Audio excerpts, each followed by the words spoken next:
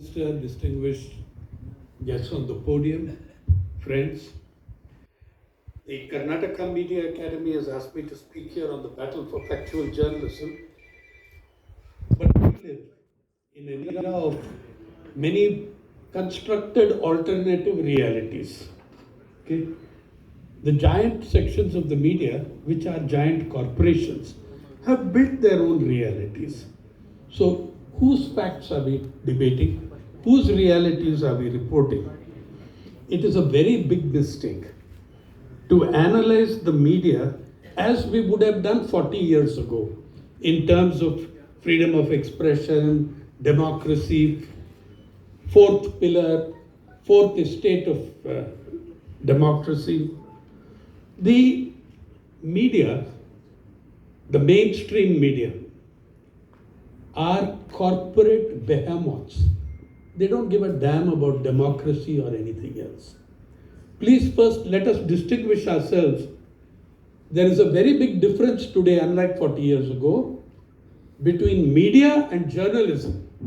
These are two very different entities. Journalism is what guys like you and I do for a living. Media are corporations maximizing profit. They are reducing journalism to a revenue stream. In that, whatever reality they want to construct to serve the ruling power, they will do that. Let's be very clear about this. Media and journalism are two different things. I practice journalism. Let me tell you, to give you an understanding of what a large corporate phenomenon it is. Do you know the value of the Indian media? Listed media. The latest figure, March 31, 2025. The Indian media and entertainment industry, they are one industry, we all know that. You can't tell which is information and which is entertainment. The industry on March 31, 2025 is worth 2.51 trillion rupees, $30 billion US dollars. That too with the rupee being so low, but still 30 billion US dollars. In the next 18 months, it will reach $3.1 trillion.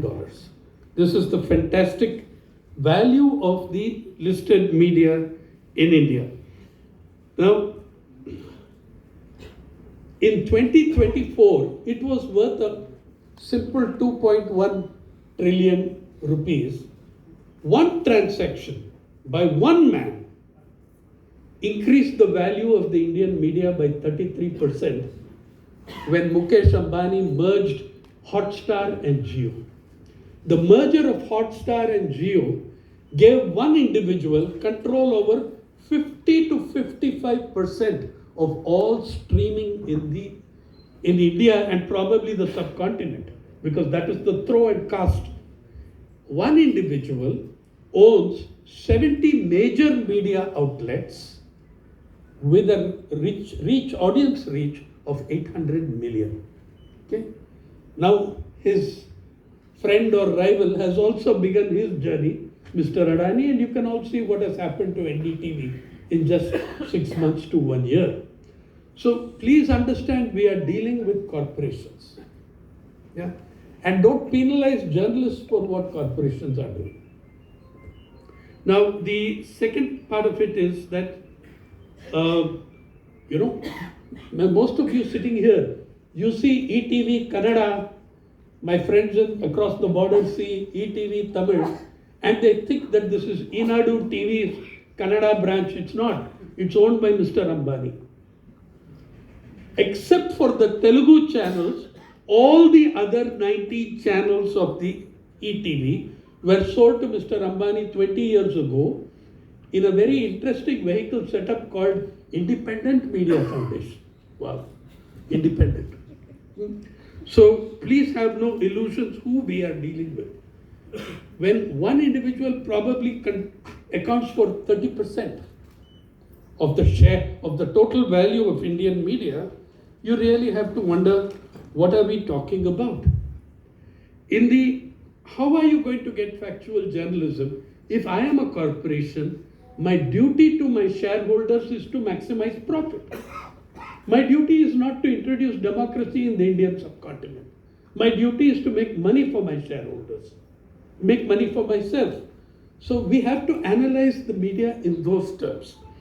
Though I will just digress for 1 minute to talk about one Kannada press person whom I've known, and I want to mention him. I've also kept him in my book.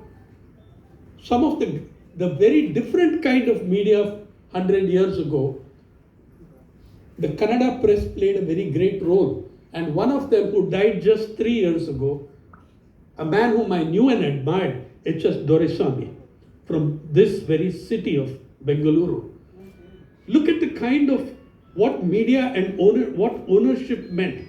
When he owned a newspaper, Doreswamy opened the same newspaper under 6 titles.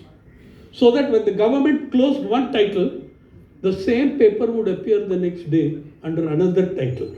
People's Voice, People's Choice, People's Guardian. They would keep changing the name as the government cracked down on the newspaper, on the press. Yeah, so you had a very different, it has everything to do with who is owning the media, with the ownership of media, with monopolies. In the last 3 decades, there has been a convergence, non-technological convergence. Big media families have merged with big political families. You can look at that in PTV, you can look at that in whichever state you want, you will see that. You've had big political families merging with big business families, and big business families going into both media and politics. The media of India today reflect brilliantly the inequalities of our society. You know, we are all boasting about, we have become the 4th largest economy in the world, yeah, overtaking Japan. Your 4th largest economy, your $4 trillion economy, 211 individuals, 211 billionaires out of a population of 1.4 billion are equal to the wealth, their wealth is equal to 25% of your GDP. 211 individuals. And in those, the top 10 individuals account for 35% of that, 25% of your GDP. So this is what your media, they are the same people who own your media. The media reflects the wealth inequalities perfectly. But what it does, fails to do, it will never reflect the diversities of this society. Corporations always seek homogenization. They have to sell products. They seek homogenization. They are anti-diversity by their nature. They are anti-diversity. Look, when we are talking about nationally, the media, the so-called national press, I am yet to see one thoughtful article. I am yet to see one thoughtful editorial. I'm not talking about very decent newspapers like Deccan Herald or others. I'm talking about the so-called national press. I'm yet to see one thoughtful analysis on the language issue, on the imposition of Hindi, and why the southern states are resisting it. There is no such consideration of the feelings, the needs, the culture, the legacy of hundreds of millions of people. I'm very glad that the Karnataka government has taken a firm stand against the imposition of Hindi, and I think that's very good. But how is it represented in the media is another question altogether. Essentially, by the way, this wealth and media connection, it reflects in 2-3 propositions which I'll tell you. 1, the richer the media get, the poorer their coverage becomes. The richer the media get, the poorer their coverage gets. Second, journalism is being reduced to a revenue stream. Third, corporate power is all deciding, all controlling in the media. Fourth, the Indian state, to my feeling in the last 30 years, is more and more functioning like an executive committee of corporate power in this country when 211 individuals control 25% equivalent of your GDP. The media, okay, when you have entered the market, the whole paid news scandal that Mohan mentioned, here is a problem. I say this in a considered way. Our media have a structural compulsion to lie. You are invested in the stock share bazaar. You are owning millions of shares in 25, 30 companies. Your reporting can never expose those companies. Your reporting can never tell the people the truth about the market because your money is there in billions of rupees. How will you ever tell the truth about the share bazaar? They are too invested in the share bazaar in the market to be able to tell you the truth about it. Now, every time I go to the media seminars and conferences, I hear the job of the media is to speak the truth to power. For me, this is a cliche. Our job is no longer just to speak the truth to power. First of all, that is very naive. When you tell me I should speak the truth to power, it is implying that power is very innocent and naive and they don't know what's going on. Power knows much better than any journalist what is actually happening. Those in power know much better than us.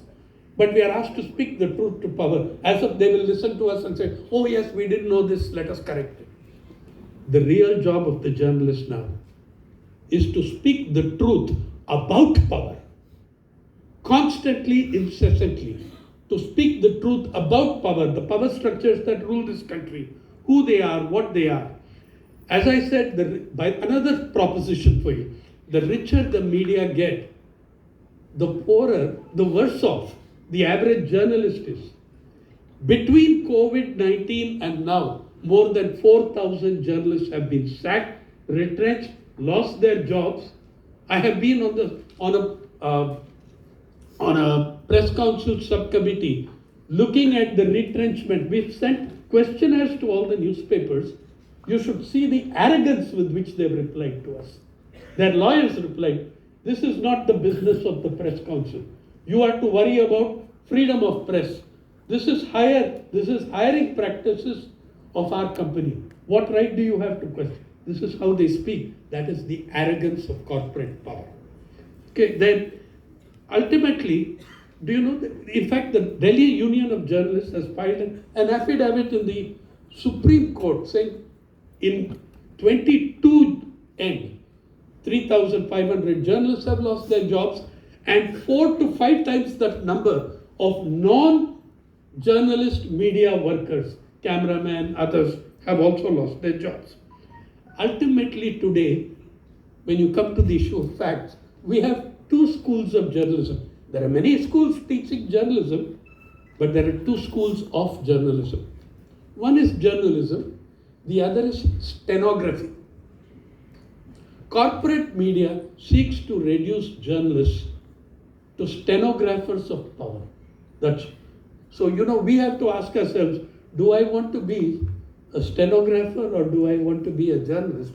And then you will know which facts, which reality that you are going to be speaking about.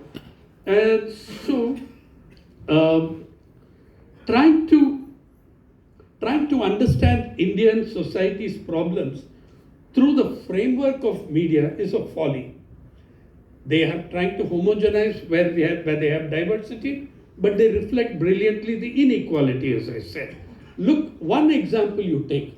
How did they cover the farmers' struggles in this country?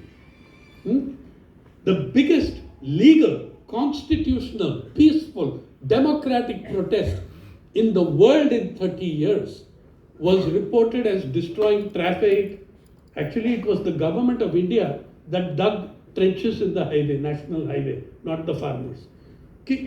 That's how we reported the farmers' struggle, much larger than Occupy Wall Street or any other struggle that took place in the last 30 years. Why? If you went, as I spent many, many days in the camps at Singur, at Singhu, at Tikri, Ghaziabad, Ghazipur, Shahjahanpur, You know, every second slogan was anti-Ambani, anti-Adani. That was never reflected in the media. That was never coming on your television because Mr. Ambani is the biggest owner of media in this country. And what media he does not own, he is the biggest advertiser. Second, the other thing that the media have been doing, because it's profitable for them to be tied with fundamentalist forces, I cannot recognize the Indian media of 50 years ago and today in terms of their fanning communal prejudice and hatred. It's also become a business tactic. It's also become a business routine. It benefits them. They do it because there is profit in it. Understand this. It is a very serious development. We look at these television anchors and think, wow, these are very powerful people. And yes, they are. But they are powerful only as long as they are on the same side as the powerful. They are powerful as long as they are with the powerful. Someone goes against them. If they go against power, they are out of a job. Very few exceptions were there to this rule. Like someone like Ravish Kumar has kept his soul, kept his heart, and continued to fight. But what a fight it is, what a struggle it is. So, lastly, I want to say this, that look at it globally also. How alternate realities are created. How have the great media, Western media, US media, whom we take as our inspirational examples, how have they covered Gaza? How have they covered Palestine? How have they covered, how have they covered Iran? Nobody, not one newspaper writes an editorial on, they write editorials on the fact that Iran is trying to get nuclear weapons. They never mention that Israel already has 200 nuclear weapons. They never once mentioned this. The greatest journalism of the last 25 years has not come from the mainstream media. It has come from WikiLeaks. It has come from Edward Snowden. It has come from Intercept. It has come from people outside the conventional media. So what do we do in conclusion? One, don't make laws aimed at journalists. Make laws aimed at monopolies. Make laws, have legislation breaking monopolies. It was what happened in '69 that gave us a great banking system that enabled, a doubling in production in agriculture. But today again we are trying to privatize that banking system. So if you look at the kind of laws that are there today, whether the 2023 Telecom Act, the 2023 Draft Broadcasting Regulation Bill, the 2023 still hanging fire, DPDP, that is the Digital Personal Data Protection Act. Yeah. It's what's happened. And by the way, we rank 151 out of 180 in the nations of the world in Press Freedom Index. So what are we looking at? We need to make a complete break with this constructed reality, and that is going to happen when journalists and all of us connect not for quotes with big bosses and corporate leaders, but we bring ourselves closer and closer to the masses, to society, as Indian journalism did for 150 years. And I'm very pleased to see that the rural journalists, district journalists of Karnataka are getting their bus pass. That's a very good thing, and I'm entirely in favor of it. Yeah, we need to break monopolies. We need to mandate, perhaps legally, mandate diversity of voices in the media. We have to do that. Like we mandate diversity in representation in parliament. We have to mandate diversity of voices in media, and we have to reclaim the great traditions of the media in the freedom struggle, like the tradition of H.S. Doraiswamy. Thank you.